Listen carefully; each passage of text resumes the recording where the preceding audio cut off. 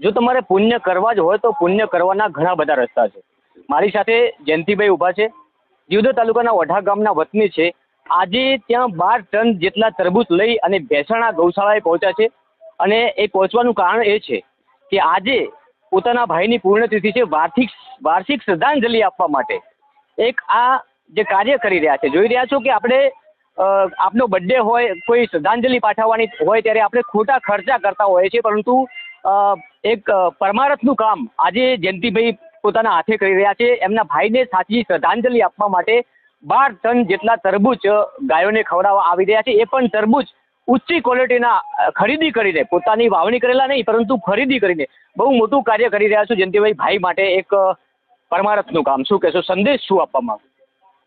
હું આના દ્વારા એ સંદેશ આપવા માંગુ છું કે ગમે તે બર્થડે હોય કે વાર્ષિક શ્રદ્ધાંજલિ પુણ્યતિથિ હોય, એ નિમિત્તે તમે ગમે તે ગૌશાળામાં, એવું નથી કે આ ગૌશાળામાં જ આપો, ગમે તે ગૌશાળાની અંદર ફૂલની તો ફૂલની પોંખડી આપી અને આપના જે દિવ્ય આત્મા છે એના આત્માને શાંતિ મળે, તમારા ઘરની સુખ શાંતિ મળે, તમારા આત્માને પણ લાગે કે ના, મેં મારા ભાઈ કે ગમે તે ફાધર કે ગમે તે માટે કંઈક કર્યું છે.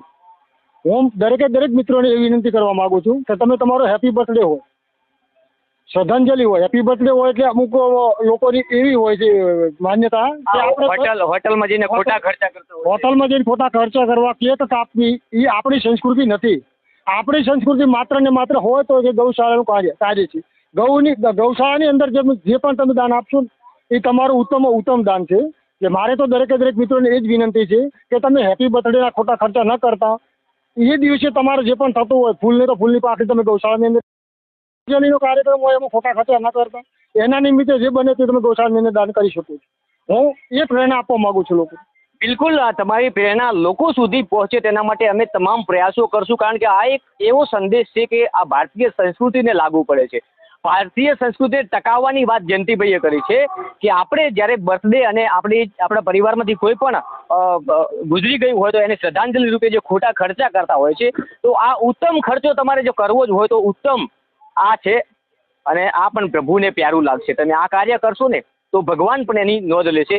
જયંતિભાઈના જે ભાઈ હતા દાનાભાઈ, એમને એક્સપાયર્ડ થયા અને આજે વર્ષ પૂર્ણ થયું છે અને તેના નિમિત્તે એક ધાર્મિક કાર્યક્રમ પણ રાખવામાં આવ્યો હતો. અને ત્યારબાદ આ એક પુરુષાર્થનું અને પરમાર્થનું કામ કે જે લોકો આનાથી કંઈક શીખે, જીવનમાં કંઈક ઉતારવા જેવું છે તો આ છે. ખોટા ખર્ચા નથી. તમારી પાસે પૈસા છે તો એનો સદુપયોગ કરો, એનો દુરુપયોગ ના કરો. તેનું આ ઉત્તમ ઉદાહરણ જયંતિભાઈએ આપ્યું છે. જયંતિભાઈ, ભગવાન આપના ભાઈને ખૂબ સારી જગ્યાએ અવતાર આપે. નાની ઉંમરમાં ભગવાનને પ્યારા થયા, પરંતુ તેની સાથે એમની પાછળ જે તમે પરમાર્થનું કામ કર્યું છે ને, આ ખૂબ લેખે લાગવાનું છે તમારા માટે અને એમના દીકરાઓ માટે પણ. હું પણ એવું કહેવા માંગુ છું રાજુ, દરેકને કહેવા માંગુ છું કે ગમે તે તમે ફૂલની તો ફૂલની પાકડી ગમે તે ગૌશાળાની અંદર જ સપોર્ટ કરશો, સહાય કરશો તો આગળનું તમારું જીવન સુખી થશે. બાકી આયા છે ને ગયા એ તો કોઈ યાદ રાખવાનું નથી. તમે દુનિયામાં આયા અને જતા રહે કોઈ યાદ રાખવાનું. જો સારું કાર્ય કરેલું હશે તો જ તમારી સાથે આવશે અને લોકો તમને પાછળથી યાદ કરશે. એટલે મારે દરેક મિત્રોને ખાસ હાથ જોડીને એવી વિનંતી છે કે તમે હેપી બર્થડે અને જે ખોટા ખર્ચા કરો છો એ ન કરતા તો ગમે તે ગૌશાળાની અંદર ફૂલની તો ફૂલની પોખડી દાન આપો.